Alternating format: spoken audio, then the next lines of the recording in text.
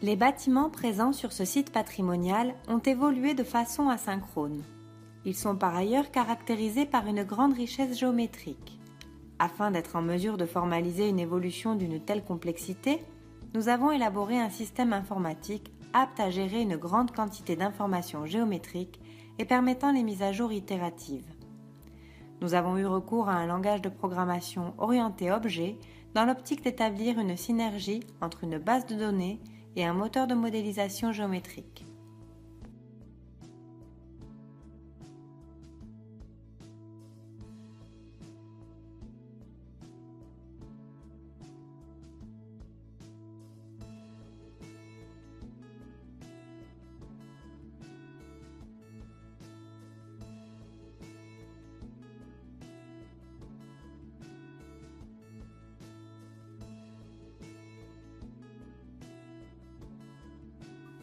Le modèle 4D élaboré par le biais de ce système est apte à constituer un outil d'aide à la recherche pour l'historien.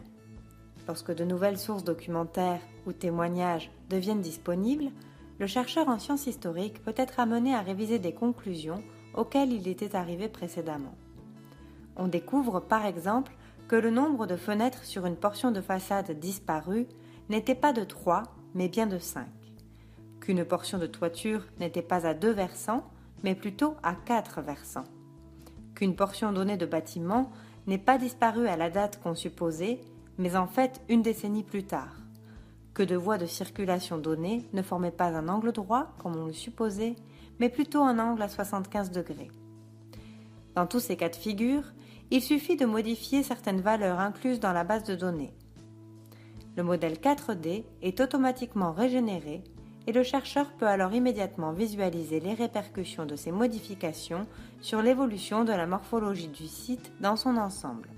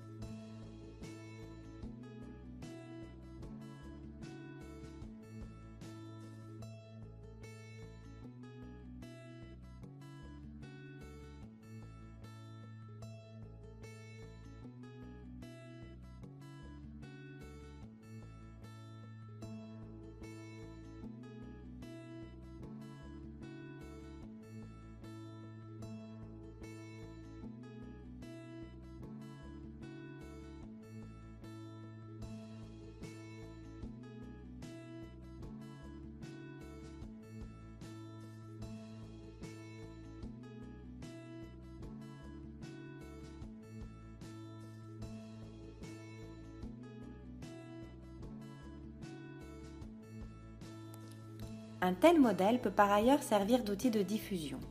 En effet, il est possible d'importer le modèle 4D dans un moteur de jeu. L'utilisateur peut alors naviguer de façon conviviale au sein de l'environnement numérique, se mouvoir d'une époque à l'autre en déplaçant le curseur de la ligne du temps et observer tour à tour les différents bâtiments. Dans le cadre de la présente étude de cas, seule l'enveloppe des bâtiments a été prise en considération.